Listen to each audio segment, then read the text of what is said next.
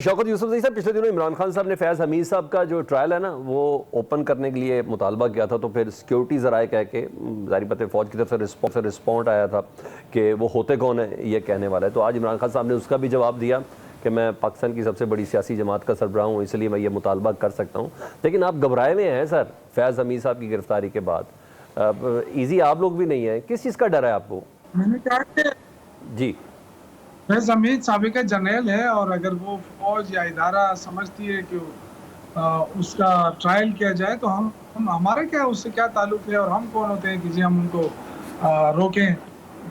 बेशक जो मर्जी है फौज करे उसके साथ, हमारा तो उसके साथ कोई सच ऐसा ना हमदर्दी है ना कोई ताल्लुक है। हाँ, ये जरूर है कि अगर वो हमारे खिलाफ इस्तेमाल हो रहा है तो जरूर उसका ओपन ट्रायल होना चाहिए ताकि कौन भी देख सके, ताकि कौन देख सके। बाकी जो आपने बताया कि जो सिक्योरिटी इन्होंने जो बात की सिक्योरिटी हालात इस तरह खराब है और इसलिए जलसे नहीं हो रहे हैं, तो ये इन नालायकों की वजह से आज ये सूरत हाल बन गई कि इस्लामाबाद जैसी जगह पे भी सिक्योरिटी का मसला आ गया है। ठीक है। इससे पहले तो कोई सिक्योरिटी का मसला नहीं था।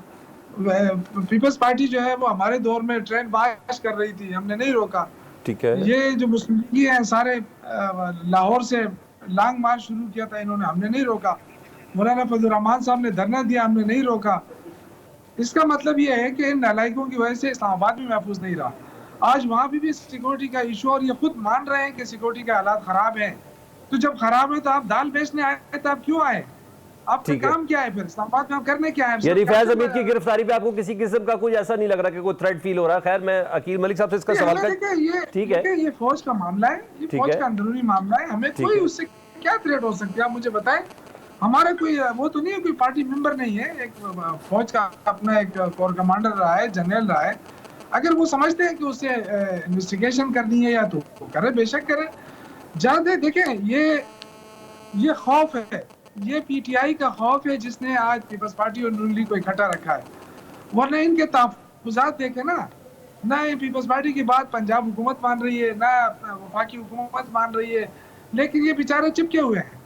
क्योंकि ये अगर हटते हैं ना तो फिर पीटीआई आती है, फिर इनकी जो है ना वो सारी बदमाशी खत्म हो जाती है। ये खुद जमहूरियत की बात करते थे हमेशा, ठीक है, लेकिन कितना अफसोस की बात है कि एक जमहूरी हुकूमत होते हुए कहते हैं जी आप जलसा नहीं कर सकते। ये इतने खौफजदा हैं जलसे से।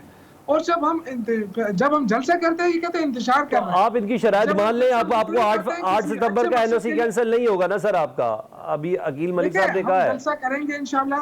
अगर इमरान खान जलसा मुलतवी ना करता तो अली अमीन गंडापू ने जो बात कही थी वो 100% सही थी। हम जलसा करके दिखाते हैं इनको। और लेकिन जाहिर है कि लीडर कह रहा है कि ना करो तो बस ठीक है। और ये भी मैं आपको बताऊं, ये कह रहे हैं ना कि हमारी कोई दिलचस्पी नहीं थी और ना वफाक ने हुकूमत ने इस पे कोई दिलचस्पी ली है।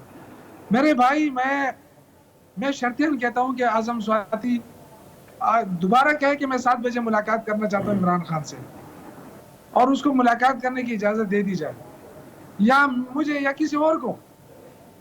ये देखें सारा इनका जो है ना, इनकी तो हवाएं उड़ गई थी। नहीं, वो तो जिस तरीके के अंदर खौफ था, वो तो मोटरवेज वगैरह सारे बंद थे। अकील भाई को कहीं ना कहीं कुछ ना कुछ तो महसूस हुआ था ना, जिसकी वजह ये मोटरवेज बंद और ये सारा रेड जोन सारा सील कर दिया गया था।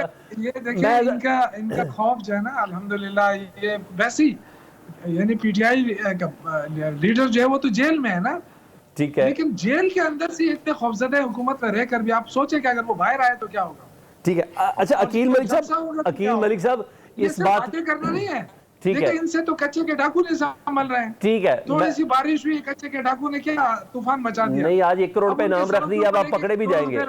अब 1 करोड़ रुपए इनाम रख दिया, वो पकड़े भी जाए। शौकत यूसुफजई साहब, हुकूमत के पास 2/3 मेजोरिटी भी नहीं है, फिर भी इमरान खान साहब को यह लग रहा है कि काजी फायज़ साहब को एक्सटेंशन दी जा सकती है, या दूसरा प्लान यह है कि सीनियरिटी को एक तरफ करके अपनी मर्जी का कोई जज लाया जा सकता है। आप लोगों को यह खदशा क्यों है? देखिए, जहाँ तक इमरान खान के खिलाफ मुकदमात का ताल्लुक है, उसमें तो एक मुकदमा भी ऐसा नहीं है जिसके जरिए उनको जेल में रखा जा सके। ये तो सारे जाली मुकदमात हैं। और अभी तक जो कुछ हुआ तो कौन सा आइन को फॉलो किया गया और कानून को फॉलो किया गया, तो मर्जी है वो करते जा रहे हैं। आप देखें किस तरह हुकूमत बनाई गैर नाजायज तरीके से, और अभी तक उस पर डटे हुए हैं। तो बाकी देखें, मुल्क की तो इनको किसी को फिक्र नहीं है। इस वक्त हजारों कंपनियां पाकिस्तान छोड़कर चली गई हैं, कोई 4000 से ज्यादा कंपनियां तो दुबई के अंदर रजिस्टर हो गई है।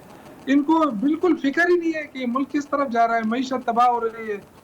और वजह की बात है कि इस महंगाई के दौर में यूटिलिटी स्टोर वाहिद सहारा था, उसमें भी कोई खास नहीं था, लेकिन इतना था कि जो गरीब लोग थे उनको थोड़ी बहुत रिलीफ मिल जाती थी। अब वो भी खत्म हो रही है, बेनजीर इनकम सपोर्ट के जरिए जो रिलीफ मिल रही थी वो खत्म हो रही ठीक है। है। तो इसमें मतलब ये है कि ये आवाम को जीने का हक नहीं दे रहे हैं। 7,000 के करीब इसके मुलाजिमीन हैं जो सोमवार के दिन डी चौक पे मुजाहरा करेंगे। तो अब सियासी जमातें तो छोड़, अब तो आवाम निकलेगी। ठीक ये है, मैंने आपको एक महीना डेढ़ पहले कहा था। चलिए मैं अकील मलिक साहब से भी पूछ लेता हूँ। बिल्कुल सियासी जमातों में निकलना इतना मसला नहीं होता है, ठीक है। लेकिन अगर आवाम निकली ना तो फिर ये हाशर होगा जिस तरह उसका हुआ है बांग्लादेश की वज़ीर-ए-आज़म के साथ। क्योंकि आपने बिजली महंगी कर रहे हैं, बिजली को आप नहीं दे ठीक सकते है। आवाम को।